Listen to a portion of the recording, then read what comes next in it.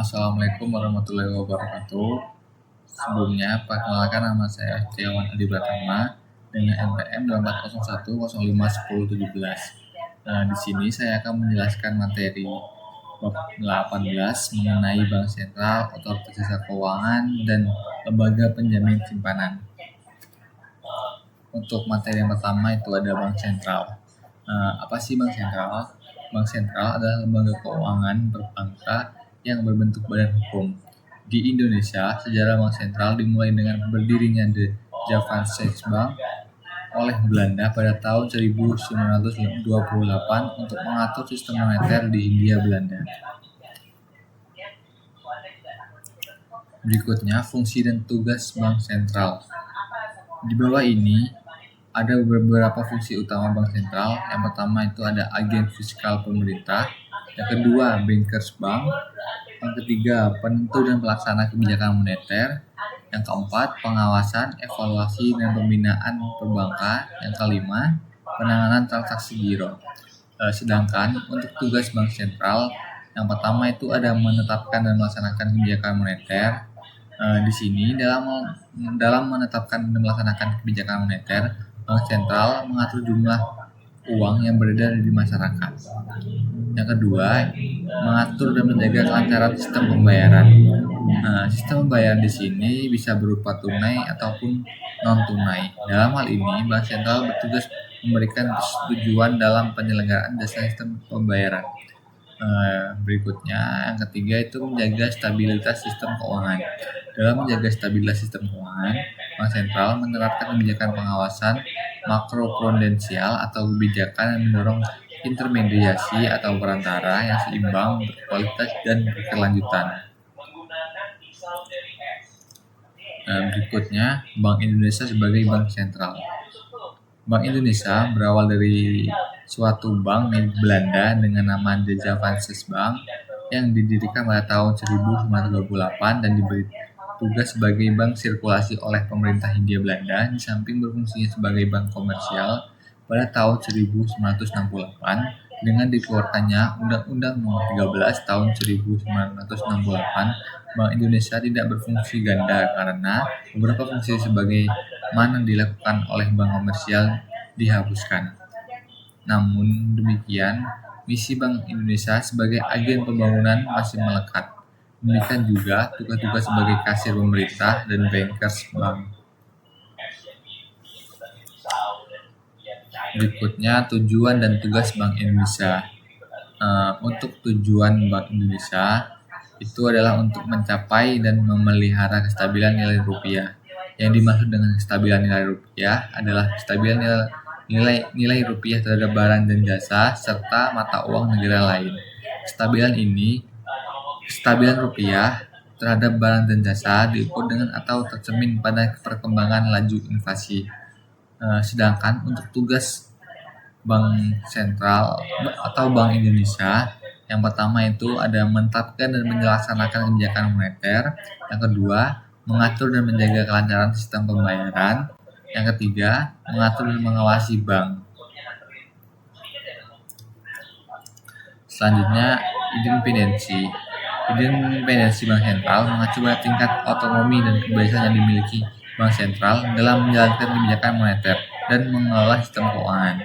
Ini adalah aspek utama perbankan sentral modern dan berakar pada pengakuan bahwa keputusan kebijakan moneter harus didasarkan pada kepentingan terbaik ekonomi secara keseluruhan daripada dipengaruhi oleh pertimbangan politik jangka pendek. Secara umum, independensi Bank Sentral dapat dibedakan dalam 5 aspek sebagai berikut. Yang pertama yaitu institutional independence, yang kedua goal independence, yang ketiga instrument independence, yang keempat personal independence, yang kelima financial independence. Pengaturan selanjutnya itu pengaturan independensi Bank Indonesia telah ditetapkan dalam Undang-Undang Nomor 23 Tahun 1999 tentang Bank Indonesia, sebagaimana telah diubah dengan Undang-Undang Nomor 3 Tahun 2004. Berdasarkan kelima aspek independensi, tingkat independensi Bank Indonesia dapat dikemukakan sebagai berikut. Yang pertama yaitu independensi kelembagaan, yang kedua independensi sasaran akhir, yang ketiga independensi instrumen, yang keempat independensi personal, yang kelima independensi keuangan.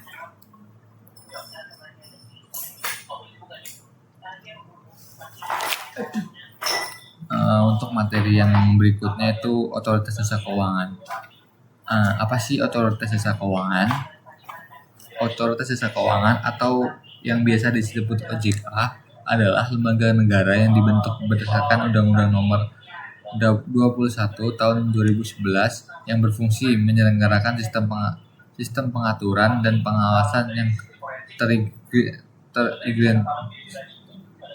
terintegrasi terhadap keseluruhan kegiatan di dalam sektor jasa keuangan, baik di sektor perbankan, pasar modal, dan sektor jasa keuangan non-bank seperti asuransi, dana pensiun, lembaga pembiayaan, dan lembaga jasa keuangan lainnya. Selanjutnya, fungsi dan wewenang OJK. OJK berfungsi menyelenggarakan sistem pengaturan dan pengawasan yang terintegrasi terhadap keseluruhan kegiatan di dalam sektor jasa keuangan.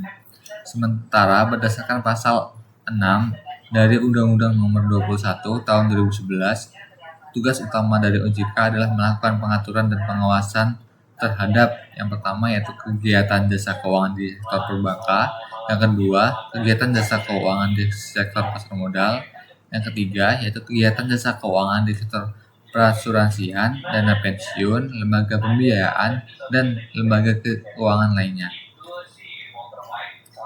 Adapun wewenang yang dimiliki OJK yaitu yang pertama ada terkait pengaturan lembaga jasa keuangan bank dan non-bank, meliputi yang pertama menetapkan peraturan dan keputusan OJK, yang kedua menetapkan peraturan mengenai pengawasan di sektor jasa keuangan. Selanjutnya yaitu wewenang dalam terkait khusus pengawasan dan pengaturan lembaga jasa keuangan bank yang meliputi yang pertama itu ada perizinan untuk pendirian bank, pembukaan kantor bank, anggaran dasar, rencana kerja, kepemilikan, kepengurusan dan sumber daya manusia, merger, konsolidasi dan akuisisi bank, serta pencabutan izin usaha bank. Yang kedua yaitu kegiatan usaha bank antara lain sumber dana, penyediaan dana, produk hibridasi, dan aktivitas di bidang jasa. Untuk wewenang yang terakhir yaitu terkait pengawasan lembaga jasa keuangan, bank dan non-bank, meliputi menetapkan kebijakan operasional pengawasan terhadap kegiatan jasa keuangan. Yang kedua, mengawasi pelaksanaan tugas pengawas yang dilaksanakan oleh kepala eksekutif. Berikutnya yaitu tujuan dalam pembentukan OJK.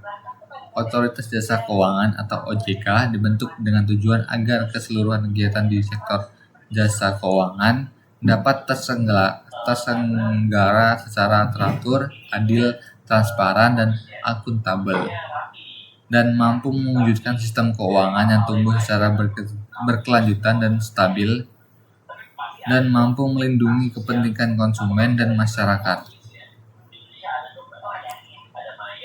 Berikutnya itu ada materi lembaga penjamin simpanan atau yang biasa disebut LPS. Apa sih itu LPS? LPS merupakan lembaga independen yang berfungsi menjamin simpanan nasabah, penyimpanan, dan turut aktif memelihara stabilitas sistem perbankan sesuai kewenangannya. Simpanan nasabah bank konvensional yang dijamin LPS berbentuk tabungan, deposito, giro, sertifikat deposito, dan bentuk lainnya yang dipersamakan dengan itu. Berikutnya, fungsi lembaga penjamin simpanan atau LPS. Untuk fungsi LPS tertulis dalam Undang-Undang Nomor 24 Tahun 2004 adalah sebagaimana menjamin keamanan simpanan nasabah dalam bank. LPS berfungsi untuk melindungi simpanan yang nasabah memiliki serta mengembalikannya apabila terjadi kegagalan pada bank maupun lembaga keuangan yang terjamin oleh LPS. Yang kedua yaitu menjamin keamanan simpanan nasabah dalam bank. Dengan melakukan berbagai tindakan preventif dan korektif, LPS berupaya mencegah terjadinya krisis perbankan yang lebih besar. Berikutnya itu tugas lembaga penjamin simpanan. Untuk tugas lembaga penjamin simpanan, yang pertama itu ada merumuskan dan menetapkan kebijakan pelaksanaan penjaminan simpanan. Yang kedua, melaksanakan penjaminan simpanan. Yang ketiga, merumuskan dan menetapkan kebijakan dalam rangka turut aktif memelihara stabilitas sistem perbankan. Yang keempat, yaitu merumuskan, menetapkan, dan melaksanakan kebijakan penyelesaian bank gagal yang tidak berdampak sistemik, melaksanakan penanganan bank gagal yang berdampak sistemik. Berikutnya yaitu wewenang lembaga penjamin simpanan atau LPS dalam melaksanakan tugas yang tertera. LPS memiliki beberapa wewenang, yaitu yang pertama menetapkan dan mengembalikan premi penjaminan milik nasabah. Yang kedua, menetapkan dan melakukan kontribusi ketika bank pertama kali menjadi peserta. Yang ketiga, mengelola kekayaan serta melaksanakan kewajiban LPS. Yang keempat, meminta atau memiliki data simpanan nasabah, data kesehatan bank, laporan keuangan bank, serta laporan hasil pemeriksaan bank selama tidak melanggar rahasia bank. Mungkin itu saja materi yang dapat saya sampaikan. Kurang lebihnya mohon maaf. Saya akhiri. Wassalamualaikum warahmatullahi wabarakatuh.